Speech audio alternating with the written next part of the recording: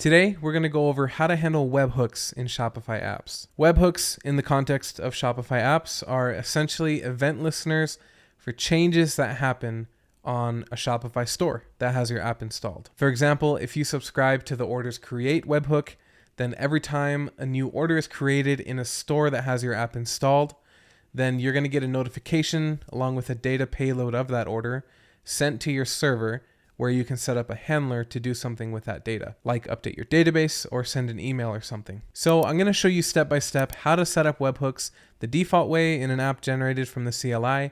And also I'll show you another way to receive webhooks using Amazon EventBridge, which will be more reliable as your app scales and you get potentially a large number of webhooks coming through. First, let's create a new app using the Shopify CLI in the terminal.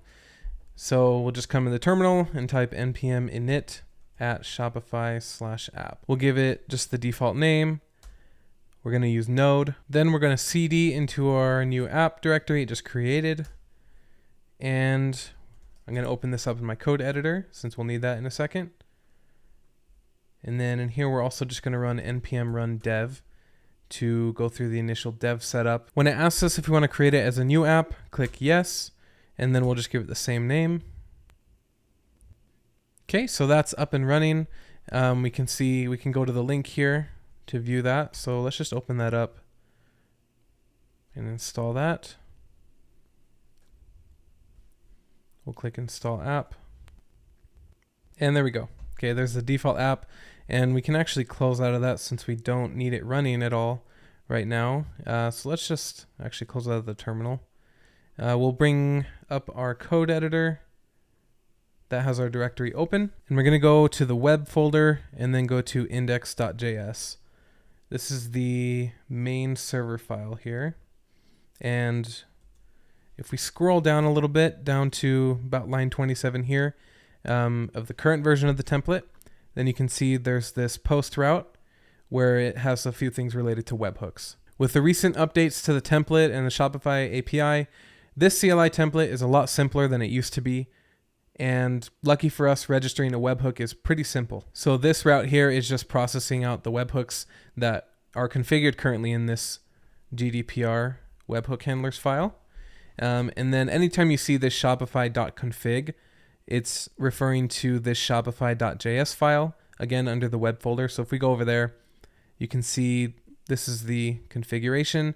So this value, Shopify.config.webhooks.path, is just the path right here. So it's basically the same as putting /API/webhooks right here for the post route. This process webhooks here is a built-in method of the Shopify API, and it gives us all we need in order to set up webhooks. And it takes literally just a few minutes to do so. The process webhooks function has one argument, and it's an object that has this param called webhook handlers. The webhook handlers param itself is just an object, and we can see what that looks like by checking out this GDPR webhook handlers object they have set here. These are the mandatory webhooks for any Shopify app, so they set them up by default in this template. Now you can see that the format here is just the webhook topic with the webhook info as its value. And these topics you can find on the Shopify.dev site to see which topics you need to subscribe to. So in this case, we're saying we want to listen to the customer's data request webhook. We want to have a delivery method of HTTP, which just means we'll be adding in a handler here on our server. We give the callback URL, API webhooks, and then the callback function, which is where we can access the actual payload of the data coming through. And all that this file is doing is exporting a plain object with these webhook topics. So to make it a bit easier, let's just remove these comments real quick. Okay, now you can see it's just exporting this object here, makes it a little bit cleaner. And we can actually, just to make it even more clear, let's just copy this object and bring it over here and put it in place of that so you can really see what's all going on in here. And then we'll bring this import delivery method and we'll just put that up to the top here. So again, this process webhooks function has one parameter. It's an object. There's a webhook handlers parameter, and that itself is an object which has all of these webhook topics in them. And then for each topic, you can specify things like delivery method, callback URL, and the callback function itself, so you can tell what to do with the data that it receives. So if we wanted to add a webhook to listen for when a product is updated, for example, we can come right here and let's actually just copy one of these existing ones, paste it here. And the topic we want to listen to is called products_update. And then we'll leave the HTTP method the same. We'll leave the callback URL the same. Basically, actually everything in here we'll leave the same for right now because we don't need to do anything different. And then we're just going to log out product update and then log out this payload so we can see what kind of data we're working with. And that's literally all you need to do to subscribe to a webhook topic through HTTP. You just need to set the topic name and then specify the callback URL, which can be the same across all the webhooks, and then just specify what you actually want to do with the data coming through there. So let's go ahead and test this and make sure that it's working. So to test a webhook locally, Shopify has a CLI command to trigger a webhook for testing purposes. So I'm just going to use a terminal in here. I'm going to run npm run.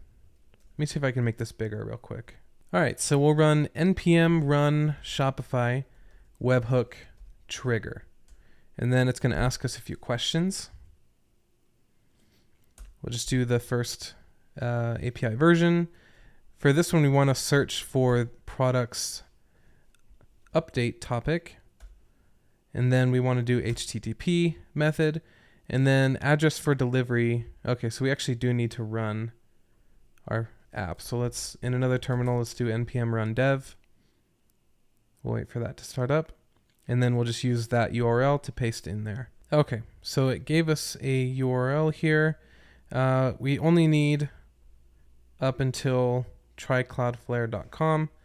So we'll copy that and come back to our other terminal. You might be using ngrok. If you're using this template, it's going to be Cloudflare. So your link will look like this. So we'll paste that in and then do /API/webhooks, which is the callback URL we configured.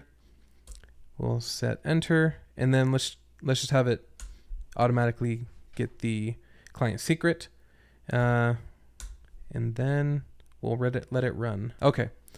So it fired off the webhook. If we go back to where our app is running, we can see that it has actually done our console log that we put in there, product update. And it basically just gives us all of the, in this case, product data of the specific product that was updated. So in the simplest use case, that's all you need to do to subscribe and listen to webhooks. And we just tested it and made sure that it was working. So here in this callback function, we can do practically anything we need to. You just need to make sure you have correct permissions and scope set up for the webhook you want to listen to. For example, another webhook that you're going to want to listen to in your app is the app uninstalled webhook, just so you can make sure that your shop data in your database is updated, and you could send yourself a notification as well whenever a shop uninstalls your app. All right, so we covered the HTTP method of subscribing to a webhook, which means it just comes right here to your server and you handle it directly in here.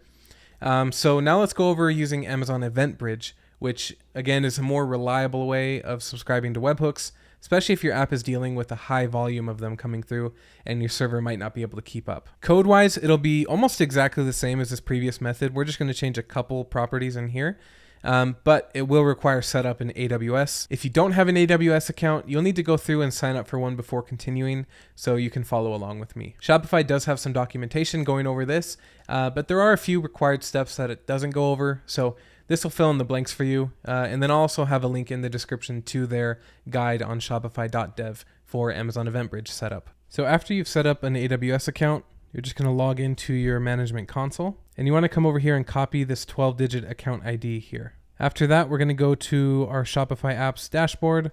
You might need to refresh to see the app since we just added it, and there it is. So we'll go into it, and you want to go to the app setup page. If you scroll down a bit, you'll get down to the event subscriptions here, this section right here. You want to go to Amazon EventBridge and click Create Source. Then we'll paste in the account ID we just grabbed. You want to make sure the region matches the region for your account. In my case, US East 1, which is Virginia. Now we'll just give this the same name as our app.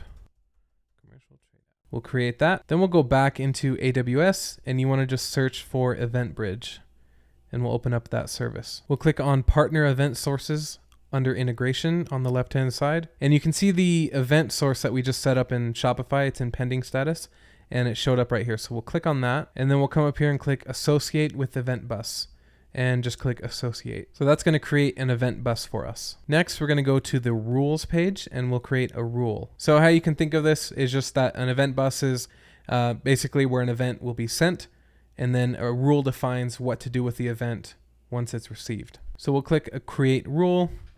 We'll just give it the same name. Well, let me just copy that. We'll just give it the same name as our Shopify app to keep it simple. For the event bus, we want to set it to the one that we just created, commercial trade app. And then we'll click next. On this page, we're just going to scroll down to the bottom to this event pattern section. And then we're going to change the event source to EventBridge partners. And then under partner, we're going to let's just search for Shopify. We'll select that. And then for event type, we'll just select all events and hit next. Now on this page, we're selecting the target, basically where we want to send this event that we've received. In our case, we're going to just send the event to an AWS Lambda function, which is a serverless function we can set up that will essentially be the callback handler for this webhook.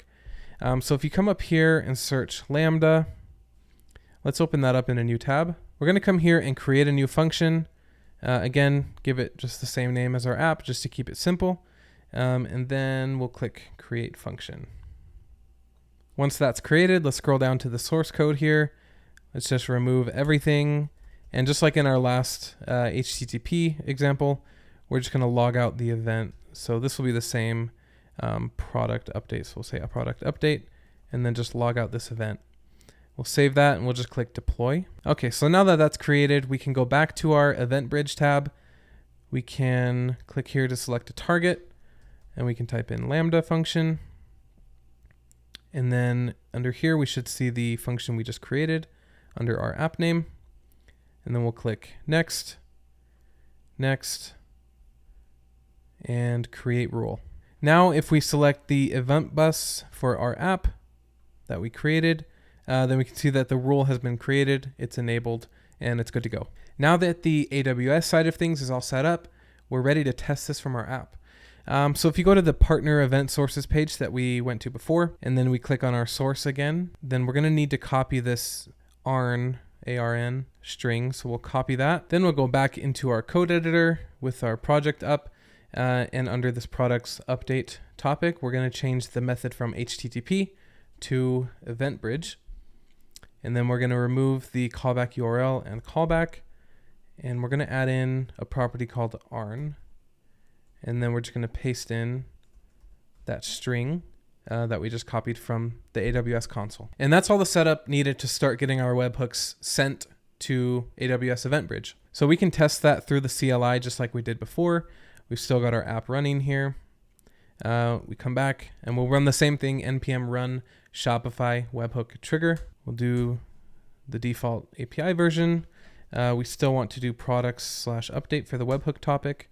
And here, instead of HTTP, we're going to select Amazon EventBridge.